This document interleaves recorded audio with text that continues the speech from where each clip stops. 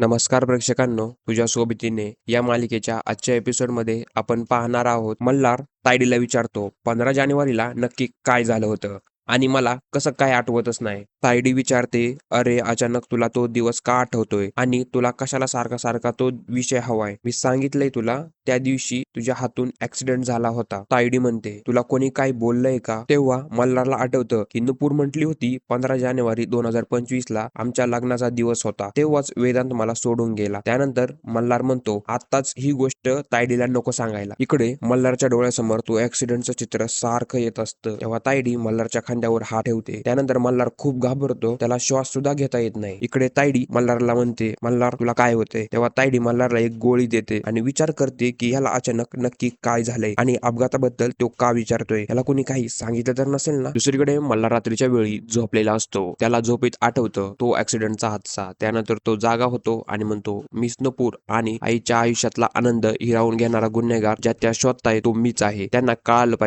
पाहिजे की ज्याला ते देव माणूस समजतात तो त्यांच्या आयुष्यातला मोठा गुन्हेगार आहे. तेही आताच कळालं पाहिजे. ही गोष्ट मल्हार सांगण्यासाठी जातच असतो. तो गाडीजवळ पोहोचतो तेवढ्यात त्याला आठवतं, तायडी म्हणली होती तू जेलमध्ये गेला की आपल्या बिझनेसचं आमचं काय होणार. त्यानंतर मल्हार ड्रायव्हरला कॉल करतो आणि म्हणतो, आपल्याला आता बाहेर जायचंय, तू लवकर ये. काही वेळेनंतर मल्हार नुपूरच्या घराबाहेर पोहोचतो. तो नुपूरच्या घरात जातच असतो तेवढ्यात तो थांबतो. तेव्हा नुपूर पण बाहेर येते. इकडे तायडीने बघितलं असतं की मल्हार एवढ्या रात्री गाडी घेऊन बाहेर चाललाय, पण का हे माहीत करण्यासाठी तायडी मल्हारचा पाठलाग करते. नुपूरने मल्हारला घराबाहेर बघितल्याने ती मल्हार जवळ येते आणि म्हणते, सर तुम्ही इथे, ते पण या वेळेला? मल्हार म्हणू लागतो, कामासाठी गेलो होतो आणि हाच रस्ता होता, सो विचार केला होता आईची तब्येत कशी आहे एकदा बघावं, पण घड्याळ पाहिलं तेव्हा लक्षात आलं उशीर झालाय. नुपूर म्हणते, आई बरी आहे आता, सुधारणा आहे तब्येतीत. सर हे सगळं तुमच्यामुळे शक्य झालंय. आई आधीपासून म्हणायची तुम्ही चांगले आहात, पण सॉरी मला नाही वाटायचं. तुम्ही माणूस म्हणून खूप चांगले आहात. आम्ही ज्या ज्या वेळेला अडचणीत होतो तेव्हा तुम्ही त्या वेळेला मदत केली. तेव्हा मल्हार अचानक म्हणतो, मी देव माणूस नाहीये, राक्षस आहे राक्षस. तुमच्या आयुष्यातला खूप मोठा खलनायक आहे, तुमचा गुन्हेगार आहे आणि त्या वेदांतला मी मारले. माझ्या गाडीखाली येऊन तो मेला. नुपूर म्हणते, सर ओ सर तुम्हाला पाणी हवंय का? हे सगळं मल्हारच्या डोक्यामध्ये चालू असतं. त्यामुळे त्याला असे भास होत असतात. त्यानंतर मल्हार काहीच न बोलता गाडीमध्ये बसतो आणि निघून जातो. दुसऱ्या दिवशी मल्हार तायडीला जाब विचारतो, ज्या दिवशी त्या माणसाचा अपघात झाला आपण त्याच्या कुटुंबाला पैसे पाठवत होतो तिकडे तो चेक एक्झॅक्टली कुणाच्या नावाने जातोय? तायडी म्हणते,